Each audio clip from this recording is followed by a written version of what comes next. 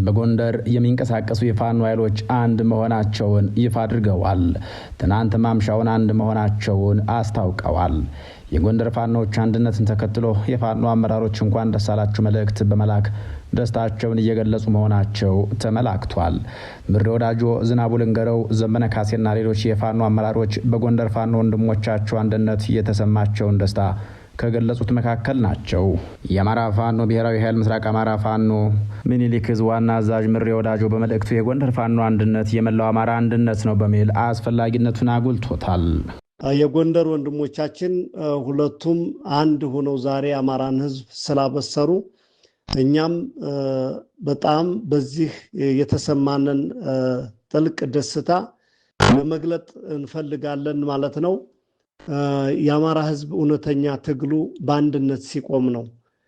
ለኛ ብዙ ጉድጓድ ሲቆፈርልን ጠላት ለሱ ደስ አይበልህ ብሎ ለማን ደስ ሊለው ለማን ሊከፋው በማለት የጎንደር ወንድማማቾች ዛሬ አንድ በመሆናቸው በተለይ የጎንደር ሕዝብ ስትጠብቀው የነበረውን ስትጨነቅበት የነበረውን አንድነትህን ልጆች በዚህ ልክ ስላስደሰቱህ እኛም ደስ ብሎናን እንኳን ደስ አላችሁ ላለሁ እንዳጠቃላይ ለታጋዮቻችን በአራቱም ማዕዘንና ለአማራ ሕዝብ በሙሉ ማለት ነው። ዋርካው ምሬ ወዳጆ ከምስራቅ አማራ። በተመሳሳይ መልኩ ዘመነ ካሴ በመልእክቱ ወንድሞቻችን አንድ ቃል እንድትናገሩ፣ እንድታዝኑ፣ ፍጹማን እንድትሆኑ ሁላችሁንም በጌታችን በኢየሱስ ክርስቶስ ስም ማለዳችኋለሁ። እንዳትለያዩም አንድ ልብና አንድ ሐሳብ ሆናችሁ ኑሩ የሚለውን የሐዋርያው ቅዱስ ጳውሎስ መልእክት ቃል በቃል ተጠቅሞታል። ዝናቡ ልንገረው በበኩሉ አንድነቱን በሁለት ወንድማማቾች የተኩስ ልውውጥ ራሱን የሚያረካ ድኩማንን ያሳረረ ድንቅ ውሳኔ ነው በሚል ገልጾታል። የዘመነ መሳፍንት አገዛዝን አፍርሶ አንዲት ሀገር ያስረከበን የመይሳው ካሳ አፄ ቴዎድሮስ ልጆች ጠላታቸውን መተው ጣሉ ሲባል እንጂ ተመታተው ወደቁ መባል የኛ ዘመን ውርደት ነው ያለው ዝናቡ ልንገረው ቆርተንባችኋልና ምስጋና ይድረሳችሁ የሚል መልእክቱን አስተላልፏል። ቀጣይ በሚኖሩ ቀሪ ስራዎችም ከጎናችሁን በሚል ወንድማዊ አጋርነቱን ይፋ አድርጓል። በጎንደር በሚንቀሳቀሱ የፋኖ ኃይሎች መካከል የተፈጠረውን ግጭት ተከትሎ መከታው ማሙና ዝናቡ ልንገረው ደለለ በጋራ ለመፍታት ሲታትሩ መክረማቸውን ዘግበናል። የአማራ ፋኖ ብሔራዊ ኃይል ምዕራብ አማራ ቀጠና ቴዎድሮስ ዕዝ ወታደራዊ አዛዥና የአማራ ፋኖ ህዝባዊ ድርጅት ዘመቻ መምሪያ ኃላፊዎች ወታደራዊ ግንኙነት መጀመራቸውን ለዝናቡ ልንገረው ቅርበት አለኝ ያሉ ምንጭ ተናግረዋል በሚል መዘገባችን የሚታወስ ነው። ጎንደር በዘመናዊ ኢትዮጵያ ታሪክ ውስጥ ትልቁን ድርሻ የምትወስድ ሳይሆን አዳጊ ፈጣሪም ጭምር ናት። በርካታ የውጭ ሀገር ጸሐፍትና የሀገር ውስጥ ጸሐፍት ጎንደርን የኢትዮጵያን የህይወት በር በሚል የሚገልጿት ከተማ ናት። ከሀገር ውስጥ ጸሐፍቱ መካከል አለማየሁ ዋሴ ለጎንደር የምሽኮረመመውን ያክል ለማንም አልሽኮረመምም ብሏል። ጎንደር ከራሷም አልፎ የመካከለኛው ምስራቅ ፖለቲካን የማረጋጋት ጎል የተቋጠረባት የደፋር ንጉስ መዲና ደፋር ከተማ ናት። ታሪክ ነውና ነገረ ጎንደር አሁንም ድጋሜ የተጀመረ ይመስላል። ጎንደርን ጎብኝቶ የማይቆጭ ጎንደርን አይቶ የማይመካ ቢኖር በደሙ ውስጥ የሀበሻነት ወኔ የሌለው መሆን አለበት ይሏል ጎንደርን ያዩም። ጎንደር ትልቅ ህልሟን ታቅፋ ወንድ የምትጠብቅ ወይዘሮ ክፉንም ደጉንም በወጉ ያሳለፈች ግና ዛሬም ያለች ባልቴት ከተማ ናት። ዘፋኙ ራለች አለች ታተይ ሙሽሪት ያጅና ማጭን እንደታዘበች ያለላት ጎንደር በእርግጥ ጎንደር ሁሉንም አይነት ደረጃ የተመለከተች ከተሰወሩ የሀገሪቷ ከተሞች ተርፋ ለምልክት የቆመች ተአምረኛም ጭምር ናት። አሁናዊ የፋኖ ኃይሎችን እንቅስቃሴ ከአፄ ቴዎድሮስ እንቅስቃሴ ጋር አመሳስሎ ያወጋኝ አንድ ጋዜጠኛ የጎንደር ፋኖዎች መጠናከር ለፋኖ ኃይሎች አሸናፊነትና ድል አድራጊነት አንድና ሁለት የማይባል ነገር ነው ይላል። የጎንደርና የሸዋ ፋኖች ካልተጠናከሩ የአማራ ትግል አሸናፊነት አጠራጣሪ ይሆናል የሚለው ጋዜጠኛው የጎንደር መደራጀትና መጠናከር አሸናፊ ከማድረጉም ባለፈ የጦርነቱን ጊዜ ቆይታ ያሳጥረዋል ባይ ነው። የፌዴራል መንግስቱ የፋኖ ኃይሎችን ከሚዋጋበት ወታደራዊ መሳሪያ በኩል የወሬ ኃይሎችን አሰማርቷል። የወሬ ኃይሎች ተልዕኳቸው የፋኖ ኃይሎችን በተለይ የመሪዎችን ድምጽ ማፈን ሲሆን የመጨረሻ ዓላማቸው ውስጣዊ አንድነታቸው እንዳይኖር ማድረግ ነው። ወሬ በሙያተኛ ደረጃ የሚሰራ ሲሆን እንደ ወታደራዊ ማዕከል ሁሉ ወሬም አንድ ማዕከልና ማዘዣ ጣቢያ አለው። ዘመነ ካሴ ባውቂ ከዓመታት በፊት ለፋኖ ኃይሎች ስልጠና በሚሰጥበት ወቅት እንደተናገረው ወሬ በሙያተኛ ደረጃ የሚሰራና ለአፍራሽ ተልዕኮ የሚለቀቅ መሳሪያ ነው ሲል ተደምጧል። ታዲያ የጎንደር ፋኖዎች ምንም እንኳን የዓላማና የሀሳብ ልዩነት ባይኖራቸው በተለያዩ ኃይሎች አማካኝነት በተለይ በወሬ አንድነታቸውን ተናግቶ የቆየ ሲሆን በትናንትናው ዕለት አንድነታቸውን አውጀዋል። ቤታቸውን ዘግተው በዝናቡ ልንገረውና በመክታው ማሙ አሸማጋይነት ሲመክሩ የባጁት የጎንደር ፋኖች በተለይ በአፋሕድ ስርና በአፋብኃ ስር የሚንቀሳቀሱ የነበሩ ሀብቴ ወልዴና ደረጀ በላይ በትናንትናው ዕለት አንድ ሆነናል ብለዋል። የጎንደር አንድነት በቀላሉ የሚታይ አንድነት አይደለም። ጎንደር የኢትዮጵያ አንድነት የታሰበበት የስብዕት ማዕከል ነው። ጎንደር ኢትዮጵያን አንድ ለማድረግ ቀድሞ አንድ የሆነም ማዕከል ጭምር ነው። ጎንደር በ1623 ሰኔ ወር ላይ አጼ ሱስንዮስ ለልጃቸው ለአጼ ፋሲል በሕይወት እያሉ ስልጣናቸውን ያስተላልፋሉ። ይህም የሆነበት ምክንያት ማንዴዝ የሚባል የካቶሊክ ሚሽነሪ መጥቶ ስለነበር ነው። አዘዞ ወይም ያሁኑ የቴዎድሮስ ኤርፖርት የሚገኝበት ስፍራ ጎርጎራና ደንቀዝ የሚባሉ ቦታዎች 3 የካቶሊክ ቤተክርስቲያኖች ተሰርተውባቸው ነበር። ደንቀዝ ላይ ያለው እንደ ቤተ መንግስት የሚያገለግል ነበር። አጼ ሱስንዮስ ስልጣናቸውን አስተላልፈው ያረፉበትም በዚህ የካቶሊክ ደብር ውስጥ ሆነው ነው ይባልላቸዋል። ከዚያ በኋላ አጼ ፋሲለደስ የህዝቡን ፈቃድ ለማሟላት ኢየሱሳውያኑን ከሀገራቸው አባረሩ። ስልጣናቸውን ተቀብለው አጼ ከተባሉ ከ4 ዓመታት በኋላ አሁን ቤተ መንግስታቸው ከሚገኝበት ቦታ መጥተው የዛሬዋን ጎንደር ሊመሰረቱ ችለዋል።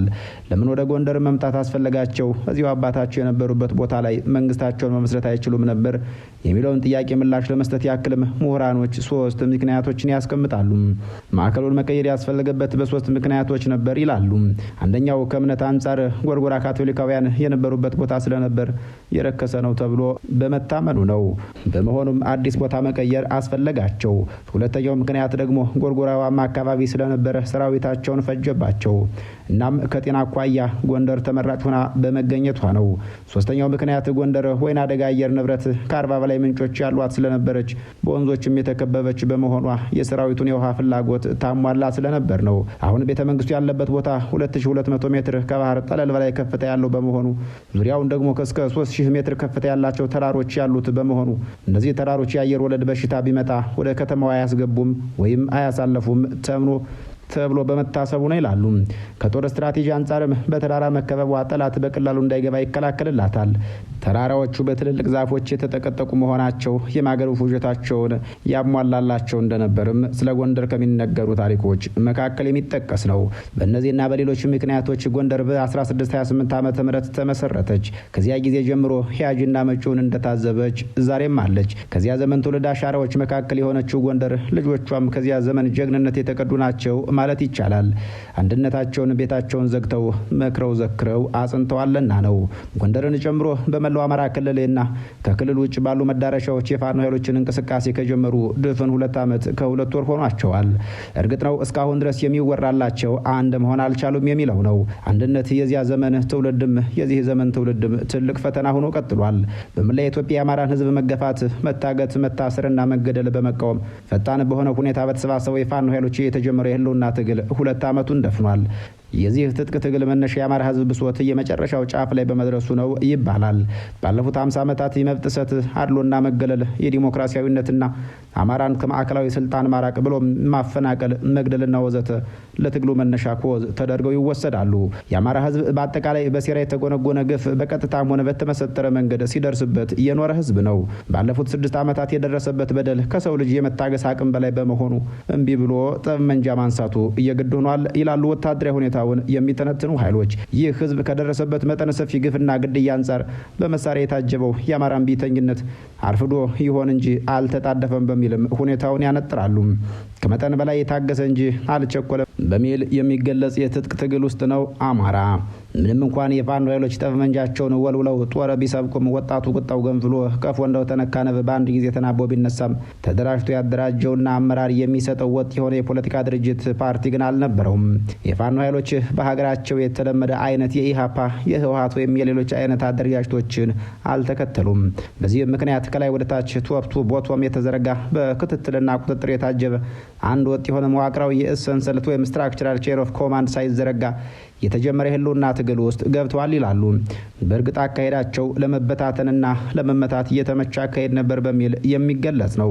ያልተበታተኑበት አብይ ምክንያት ቢኖር የመታገያ ምክንያታቸው ወይም ኮዛቸው ተመሳሳይ መሆኑ ብቻ እንደነበር መናገር ይቻላል።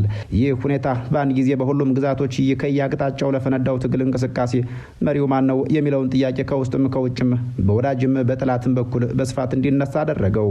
በእርግጥም ጥያቄውን ማንም ያነሳው ማን መነሳት ያለበት መሰረታዊ ጉዳይ መሆኑን ግን መካድ አይቻልም። ከላይ እንደተባለው ሁሉ ከመሪ ወደ ተመሪ የሚወርድ ሳይሆን ተመሪው የጎበዝ አለቃውን እየመረጠ ጥሎ ለመውደቅ የተሰለፈበት የአርበኝነት ትግል ተመሰረተ። በዚህ እጅግ በጣም ሰፊ በሆነው የአማራ ምድር ላይ በአንድ ጊዜ ትግሉን ማቀጣጠል ቢቻልም አንድ መሪ ማውጣት ግን የሚቻል አልነበረም። ከሁሉም በፊት በራሳቸው ተነሳሽነትና ፈቃደኝነት ለመስዋዕትነት በተዘጋጁ ወጣቶች የተመሰረቱት የፋኖ ቡድኖች አንድ ወጥ በሆነ አመራር ውስጥ እንዲገቡ የራሳቸው ፈቃደኝነት ያስፈልጋል።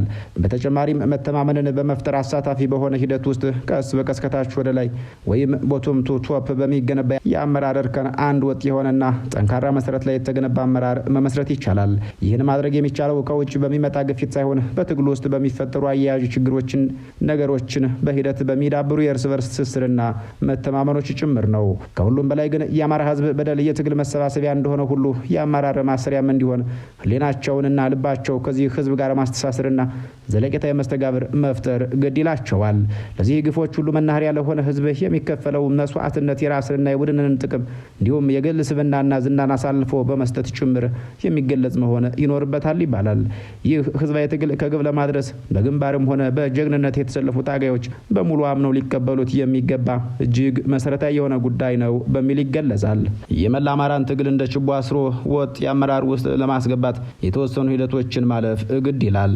ምሁራኖች ከእያንዳንዱ የፋኖ ቡድን የተወሰኑ አርበኞች የሚመራ የጋራ ምክር ቤት በደቦ የአመራር ዘዴ ወይም ኮሌክቲቭ ሊደርሺፕ አማካኝነት እየተመራ ቢቆይ የተሻለ ውጤት ይኖረዋል ሲሉ ይደመጣሉ።